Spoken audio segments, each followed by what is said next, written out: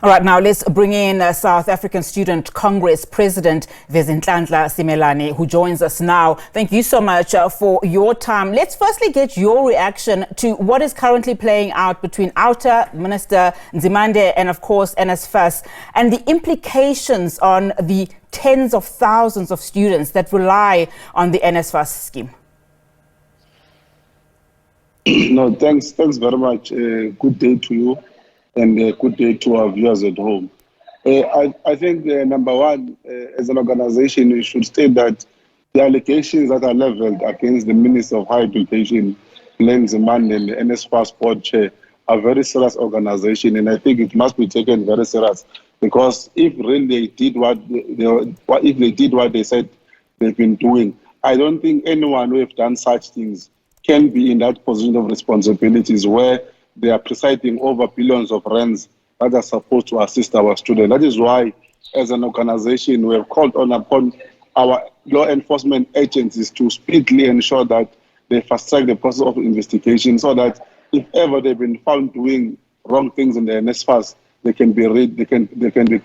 they must be excused in those responsibilities to allow a process that is going to be smooth and assist our students. One of the fundamental questions that we also have now, we remember that the year 2023, there are students who are more than 20,000 who have not received their allowances. If really they are busy with corruption at NSFAS, they are not doing what they are supposed to be doing. I don't think any one of them is fit to run the office if ever they are found guilty of the thing that are alleged they've been doing.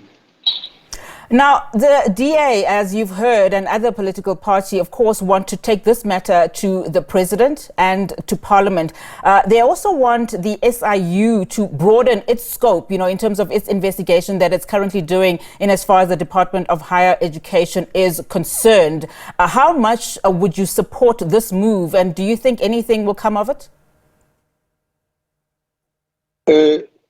As an organization, we have also stated in the various interviews that we have had, and even our communication page, that we are calling not only law enforcement agencies, but government itself, the president of the country, to take this matter serious. Because if they are not going to take this matter serious, I don't think anyone that lives in South Africa can have faith in the scheme. That is why, not by supporting anyone, but even ourselves, as an organization, we have called upon our government to take this matter very seriously. The parliament must ensure that they have their own investigation, so that if indeed they are found guilty, they must excuse us in those offices and ensure that we put people who are credible to run financial aid.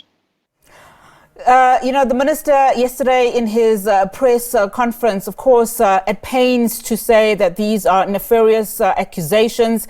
He seems to think that there is also some underhandedness in terms of just the timing of these allegations and how student bodies are seemingly working with OUTA. What do you make then of this accusation by the minister, and where would you rather have him pay attention to?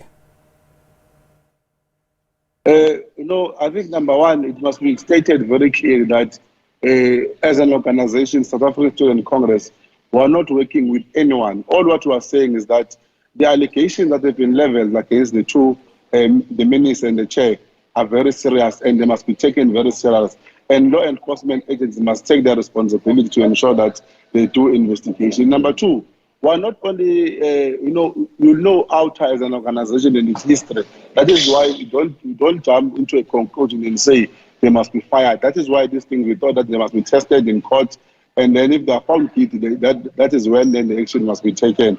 And as an organization, we think that at this point in time, where maybe we can agree with the minister is that on the question of NSFAS, we don't think that at this point in time, we're in a position to destabilize NSFAS as we're about to start the academic year. But at the same time, they must not use that as an excuse to canvass support from our organization to say there must be no disturbance in NSFAS, whereas there are wrong things that are being done. So we do believe that those things that are done by NSFAS, they must be exposed.